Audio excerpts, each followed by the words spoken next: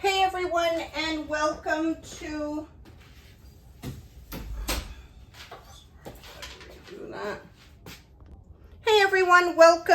today's video. Today I am making a really nice foot cream.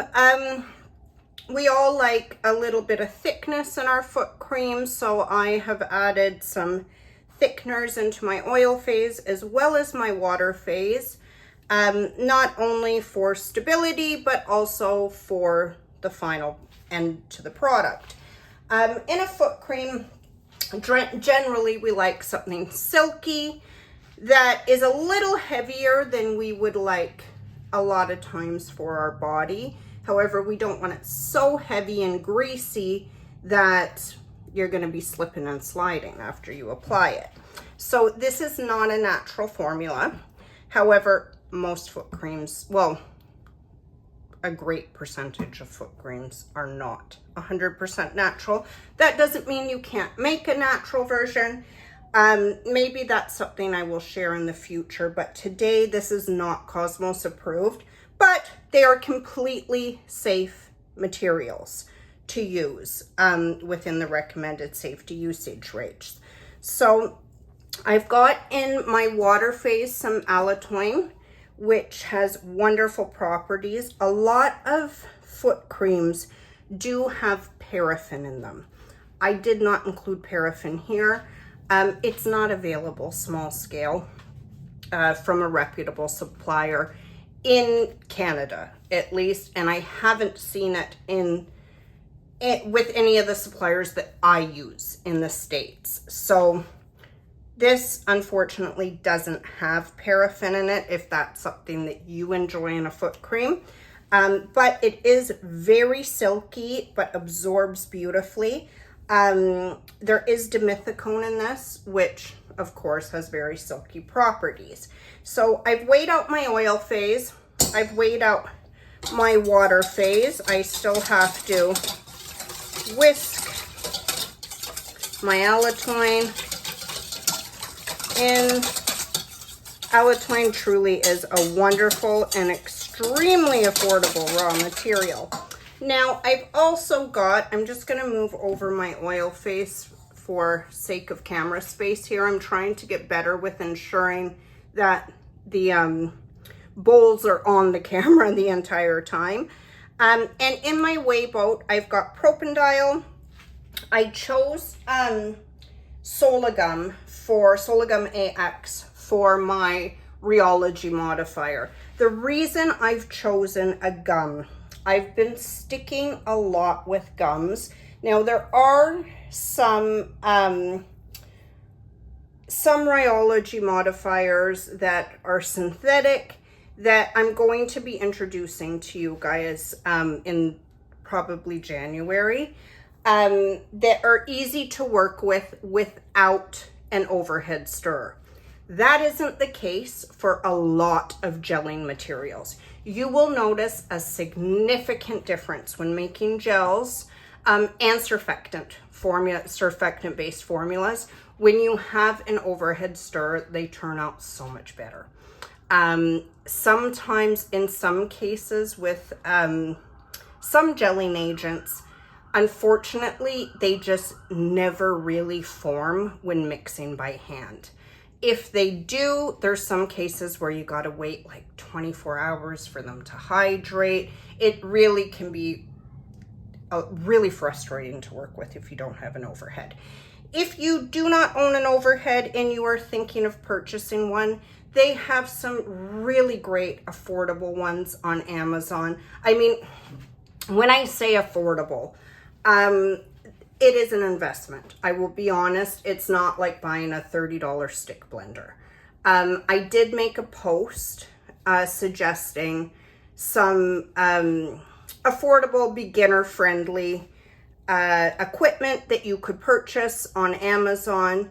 And then I included some, like your first investment piece is the way I guess I like to put it. If you're going to invest in a nice piece of equipment, the overhead stirrer should be the first. I really cannot stress how much better your formulas will turn out and how much bigger variety of formulations you can make when you own an overhead stirrer.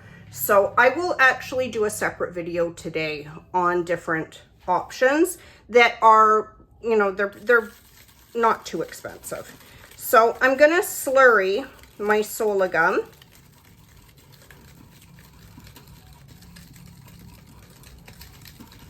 If you don't have propanediol, you can use glycerin here.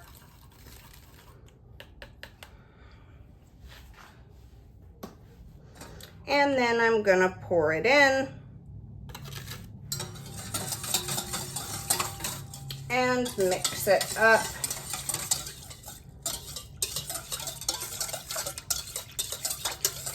Okay, and now we've got to heat both these phases so that we can emulsify them. I'm actually also going to be sharing one more foot product. I have a couple. I just haven't narrowed down which one I'm choosing to share on Patreon yet.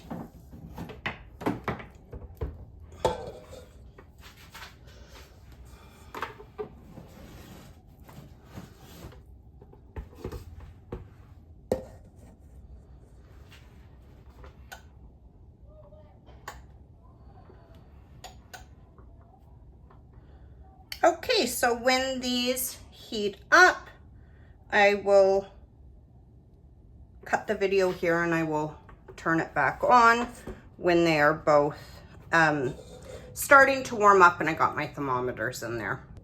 Okay, so these are starting to heat up.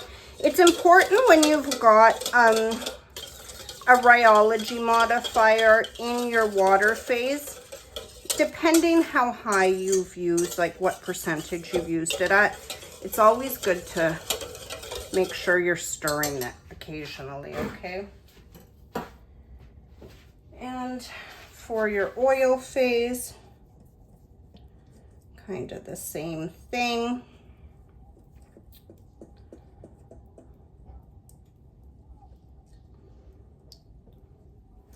I spent yesterday about an hour in Sephora, and I've got a lot of new dupes that I'm going to be starting to work on.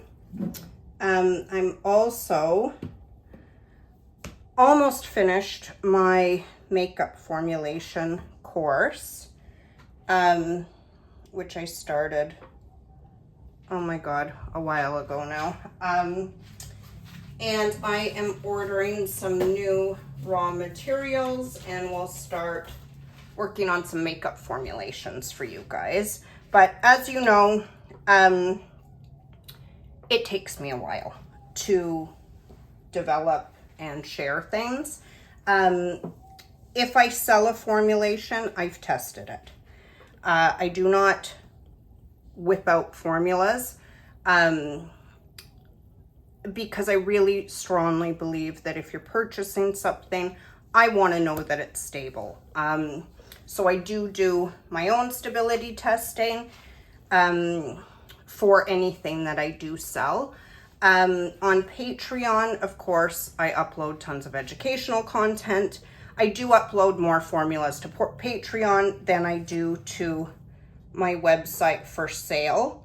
And all of them have, of course, been formulated to meet sorry, I'm losing my train of thought because I gotta look at this. Okay, so I gotta get my thermometers out now and pop them in there. The oil I already know is hot enough. I always do small batches when I'm making a video, just because I don't want you guys to have to wait and listen to me ramble while things are heating up. So that's why you always see me kind of making a smaller batch than I would be if I was like making a batch to sell, right?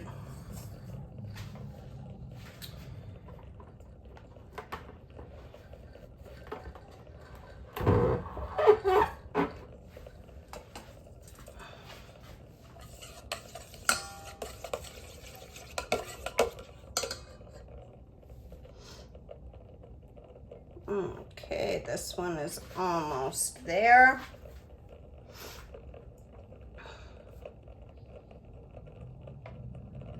Now, when you're making what is referred to as a pilot batch, pilot batches are generally 400 grams and under, for those of you that might not know that.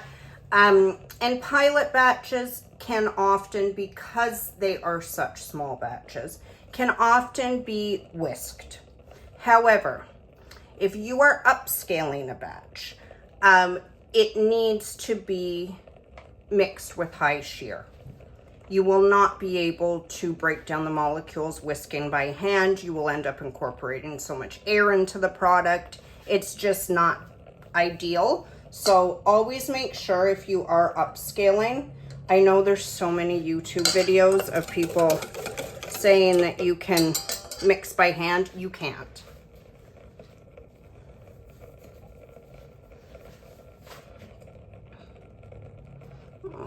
Okay, this one is almost there.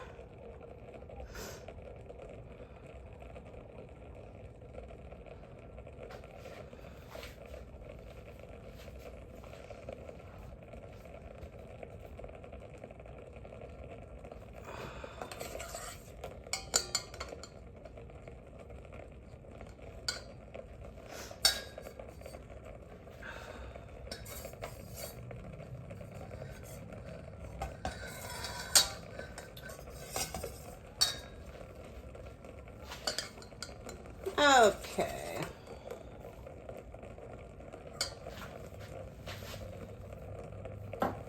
So also feel free to comment on any of my videos with videos that you would like to see. Sometimes I work in my lab and I don't think to record what I'm doing when maybe you guys would have interest in that. So it really helps me help you when you voice what you'd like to see, because I want to make sure with your subscription that you are getting as much educational content as possible. I love that so many of you follow my formulations, and I want to encourage you to continue to do that, but I also want you to be educated for when you might want to formulate your own products. So you always pour, this is something I'm not sure if I've talked about in my previous videos. If you are making an oil and water emulsion, I saw this question pop up in my Facebook group earlier in the week, and I thought I'd talk about it in this video. When you're making an oil and water emulsion, you always pour oil into water. When you're doing a really small batch, it will be more forgiving if you pour water into oil, but when you upscale, it will not. And the other thing that will happen, you will notice, let me just emulsify this and continue on that while this is cooling, because it is something that is really important.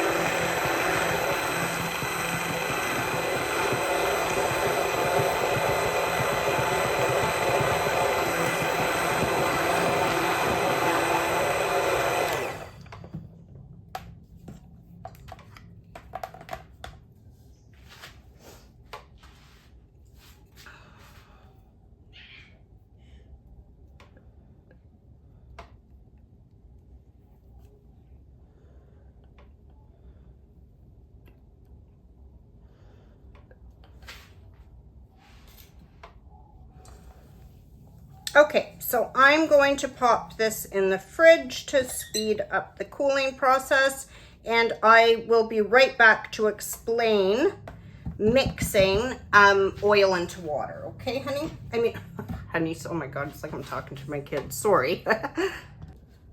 Hey everyone, okay, so I decided I'm going to do the oil and water and oil video separately. I will post it today though for everyone. My next video will not be uploaded until Wednesday. After the oil and water video will be today. Just because my daughter is having surgery. So I will be off for 2 days. And then I will be making up for lost video content time. I am going to be dedicating a few days to strictly making video content for you guys to accompany written content. So I promise I am going to make up for it. Now, back to the formulation. You can see this is a thick formula. Now remember, this is not going to reach its full thickness until tomorrow. All emulsions take at least 24 hours to reach their full viscosity, but you can see like coming straight out, and this isn't overly cool. I mean, it's just at 40. Or just below 40 degrees. It's not like I let it get really, really cold in there. But it came out really thick already, so that is going to feel phenomenal tomorrow. Okay, so now, of course, we are going to add our Phase C. Okay, so I've added my Phase C in there. I had to move this off the camera. I'm going to show you in my next video why. I moved my lab around in the summer so that it would be easier for me to create content for everyone. Well, in my next video, you will see that my windows are behind my lab bench. And what happened is in the apartment I live in, the windows, I don't think they have proper sealants on them. So moisture has got in and it has made my workbench like have a dip in it. So I have had to move some things to my second lab bench, which isn't near the window. In my scale is one of them. So I didn't have everything in pipettes because the vitamin E is thick. The liquid Germal Plus was thick. So I just added the dimethicone and the Peppermint EO while it was over there. You can see I haven't stirred it in yet. And you're just gonna stir. Always make sure with your cool down phase, if you don't, again, have an overhead stirrer and you're doing it by hand like I am in this video, which gets really difficult when you're doing really large batches, you gotta really make sure that your cool down phase is thoroughly mixed through that product. Because remember, your antioxidants and, oh, the peppermint smells so nice. Your antioxidants, your preservatives are all in this cool down phase. And if they are not mixed throughout your entire product, you are, it's not going to be preserved properly. So as important as the formulation is the mixing and the good manufacturing practice are equally as important. I think sometimes that isn't stressed enough. Like, you can have a perfectly compatible formula written, mix it in correctly, and it's not going to turn out. You could have a perfect formulated product, mixed it properly, and then not sanitized your clean, or your, like I have a lotion bottle filler. Well, a bottle filler. You can use it for surfactant-based products, oil-based, you can use it for a ton of stuff. I'm sure many of you probably own one too. And if that is a piece of equipment that is not easy to clean and sanitize thoroughly. So if that hasn't been done and you put your perfectly wonderful product in there, you might end up with signs of bacteria or yeast or mold. And it's nothing wrong with the formula, perhaps nothing wrong with the mixing. It's just that your equipment when you were filling your bottles wasn't fully sanitized. So these are things that can arise. I just like to point them out to people so that you can just be aware how important the entire process is. So we've got that mixed in there pretty well. I am going to let this sit until tomorrow before I package it. You can put this in a jar, or you could also put it in a bottle with a disc cap. You could also, if you have the equipment, put it in a tube. I always like to say jars are easy. They're easy to fill. They're easy to, they're just easy. However, they're high risk. So, while we can create tons of thick products that need to be in an open neck jar, I'm not saying not to do that. There's tons of times when we have to do that. However, just keep in mind, it is high risk packaging. If you can put a formula in another type of packaging, it's always best to kind of choose that because it brings your risk of contamination down. So something I'm actually going to do, again, a separate post on. So I am going to cover this with some plastic wrap and I will package it tomorrow. You could also add to this, like, I'm ordering a bunch of new pigments, but I'm going to start making more colorful products for you guys. I have to be honest that when it comes to, my favorite thing to formulate is emulsions. I love making facial emulsions. I love making body emulsions, skincare emulsions, hair care emulsions. I just love emulsions. It's my favorite thing to formulate. And they say when chemists graduate and go on in their careers, that quite often they specialize in different areas. Now, I might end up falling in love with makeup formulation once I really get my feet wet into it. However, as of now, I love emulsions.